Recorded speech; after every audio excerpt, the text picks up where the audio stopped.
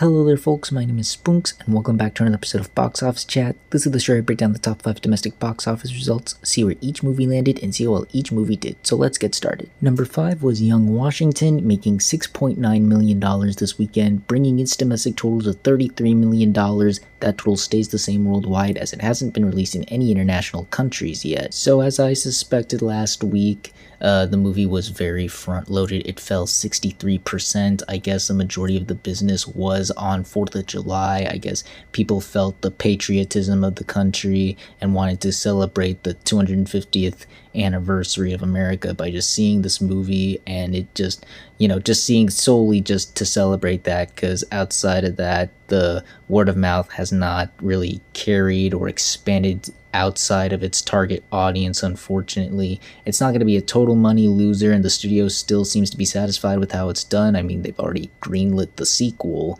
so what does that tell you? But I think they were still hoping for this to be that summer surprise, at least during this part of the summer, where it just really takes off, plays itself against all the other big summer tent poles as like counter programming, however else you want to name it, but it doesn't seem like it's going to do that. I think this is going to fade very, very quickly outside of the top 5. So while not a total flop or bomb, definitely leaving some things to be desired, especially how strong the opening was and how well received the movie seemed to be. Number 4 was Evil Dead Burn, opening with $13 million this weekend domestically and $25 million worldwide.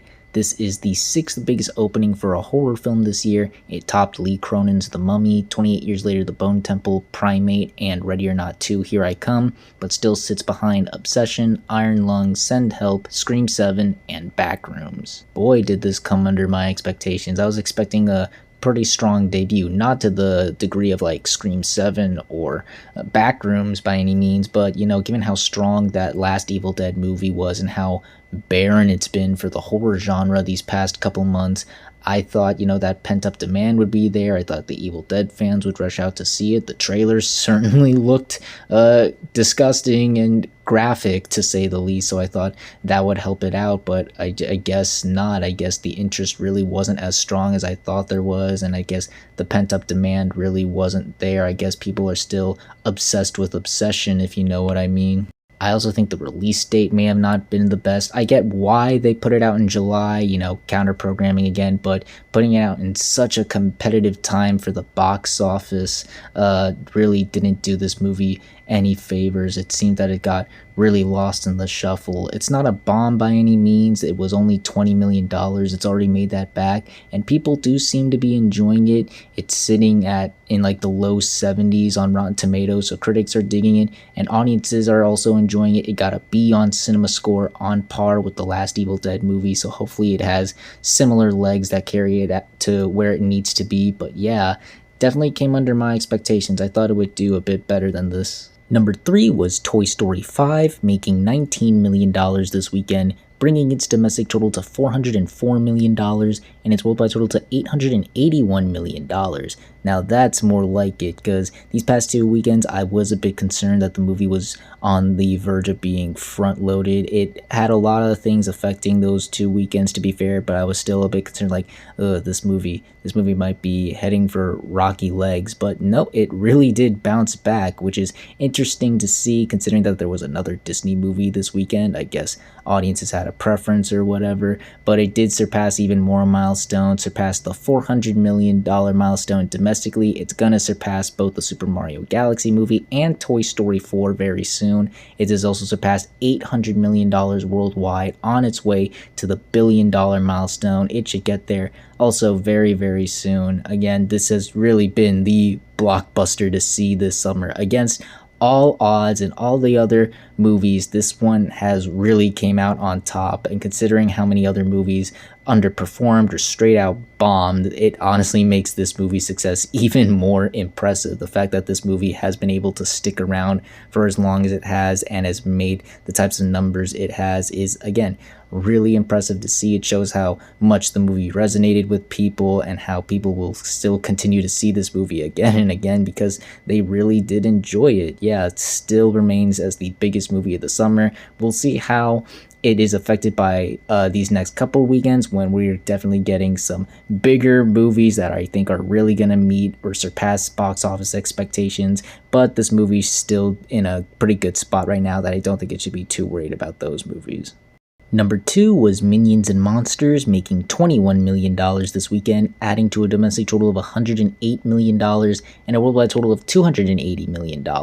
So Minions actually held pretty well, all things considered, considering how the response seemed to be really lackluster from general audiences. And again, the movie was one of the underperformers of the summer, and also, the new big family movie this weekend. So the fact that it only dropped 43% is really impressive. It does seem that more people are responding to this movie more positively than what was indicated by that opening weekend, and it has also already tripled its $85 million budget. So despite this still being large in part the lowest grossing Minions film by a wide margin, these movies still manage to make money. So hopefully this is a sign for things to come. Hopefully through as the summer comes to a close, this movie does maintain those strong family movie legs that we saw with Elemental and Migration, where it didn't really start off the best, but it just kept chugging along as the animated movie to see when there isn't really much else out. I mean, the next animated movie isn't until August with Paw Patrol, so it's got some time, and it does seem people are starting to resonate with it a bit more than what was indicated by the opening. Still going to be the lowest grossing film of the franchise, but this is a good sign, and it's still going to be a solid moneymaker for the studio at the end of the day. And finally, let's end the video off with the number 1 movie of the weekend, which was Moana, opening with $43 million this weekend domestically and $95 million worldwide. This is the 4th biggest opening for a family film this year. It topped Minions, but still sits behind Hoppers, Super Mario Galaxy, and Toy Story 5. And it is the 7th biggest opening of the summer. It topped Mortal Kombat 2, Supergirl, and Minions and Monsters, but still sits behind Disclosure Day, Scary Movie 6, Devil Wears Prada 2, Backrooms, Mando and Grogu, and Toy Story 5. And yes, it came under the openings of the original Moana and its sequel. My goodness, I was expecting a stronger performance. I wasn't expecting Lion King or Beauty and the Beast, but, I was expecting, maybe the interest would show up. Maybe the families would want to check this out. I mean, just a year ago, both Lilo and Stitch and How to Train Your Dragon both did gangbusters, so why not the same for Moana? It's the most watched movie on any streaming service. Moana 2 was just 2 years ago, and it just absolutely dominated. So even if it didn't really, knock the wins out of anybody, I still thought it would be at least a decent performer, but clearly that was not the case. I guess the buzz was just really that low and negative to sway a lot of people from not seeing this movie. Again, I didn't see a lot of hype for this movie going into it, and again, just the trailers weren't well received, plus the fact that it is the 3rd family movie in a couple weeks. I think families got pretty much their fill with both Toy Story and Minions already. They weren't gonna squeeze extra cash just to see Moana either. And I guess it was also just too soon for a live-action Moana. Granted, How to Train Your Dragon was 15 years after the original, but it's also been a while since the last How to Train Your Dragon before that. Like I said earlier, Moana 2 was just 2 years ago, so Moana's still fresh on everybody's mind, so it's not like anybody's really nostalgic or anything to go check out the original when they were already nostalgic to see these characters again just 2 years ago. And what's worse is the budget. Unfortunately, this is not a Minions. This is a Toy Story 5 with a $250 million budget, and unlike Toy Story 5, the opening is not enough to get it to where it needs to be, and I'm concerned it's not going to be able to do that with the legs. Critics hate this movie. It's sitting in the low 30s on Rotten Tomatoes, and audiences don't seem to be too jazzed about it either. It's sitting at an A- on CinemaScore, on par with Super Mario Galaxy, Sheep Detectives, Breadwinner, and most recently Minions.